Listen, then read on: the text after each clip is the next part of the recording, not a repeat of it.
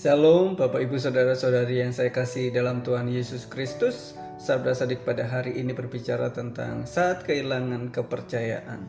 Teks terambil dari Yohanes 20 ayat 26 sampai 29. 8 hari kemudian murid-murid Yesus berada kembali dalam rumah itu dan Thomas bersama-sama dengan mereka. Sementara pintu-pintu terkunci, Yesus datang dan ia berdiri di tengah-tengah mereka dan berkata, "Damai sejahtera bagi kamu." Kemudian ia berkata kepada Thomas, "Taruhlah jarimu di sini dan lihatlah tanganku. Ulurkanlah tanganmu dan cucukkan ke dalam lambungku. Dan jangan engkau tidak percaya lagi, melainkan percayalah." Thomas menjawab dia, "Ya Tuhanku dan Allahku." Kata Yesus kepadanya, "Karena engkau telah melihat aku, maka engkau percaya.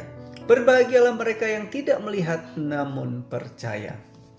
Bapak Ibu yang saya kasih dalam Tuhan Yesus Kristus, kalau kita melihat kisah Thomas dalam Yohanes 20, ini adalah gambaran nyata tentang apa artinya kehilangan kepercayaan atau bergumul dalam keraguan.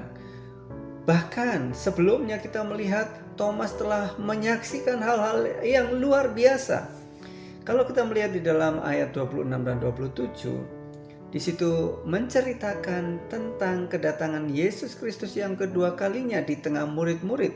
Saat ini Thomas hadir bersama-sama dengan mereka. Thomas yang sebelumnya bersikeras bahwa ia hanya akan percaya jika ia melihat dan menyentuh luka paku di tangan dan di lambung Yesus. Kini dia berhadapan langsung dengan apa yang Thomas ragukan. Yesus tidak mencela Thomas atas keraguannya, melainkan menjawab keraguan Thomas secara pribadi. Ia mengundang Thomas, "Taruhlah jarimu di sini dan lihatlah di tanganku. Ulurkanlah tanganmu dan cucukkanlah ke dalam lambungku. Dan jangan engkau tidak percaya lagi, melainkan percayalah." Hal ini menunjukkan belas kasihan Tuhan dan kesabaran Tuhan terhadap keraguan kita. Perjumpaan secara pribadi ini mengubah keraguan Thomas ini menjadi sebuah pengakuan yang luar biasa. Pengakuannya iman yang paling agung, "Ya Tuhan dan Allahku." Kepercayaan yang hilang dipulihkan dan bahkan diperkuat hingga pada pengakuan tentang keilahian Yesus. Yesus kemudian memberikan berkat bagi mereka yang tidak melihat. Ayat yang ke-29. "Karena engkau telah melihat aku, maka engkau percaya. Berbahagialah mereka yang tidak melihat namun percaya." Berkat ini ditujukan kepada generasi-generasi yang akan datang setelah para rasul, yaitu kita.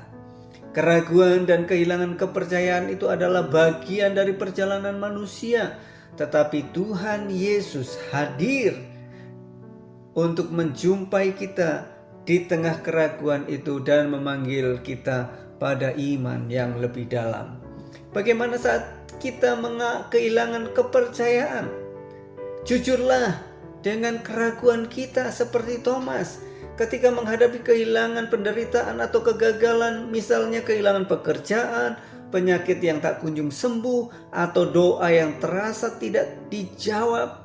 Kita mungkin merasa kehilangan kepercayaan akan janji atau kebaikan Tuhan. Jangan memendam keraguan atau pura-pura merasa kuat.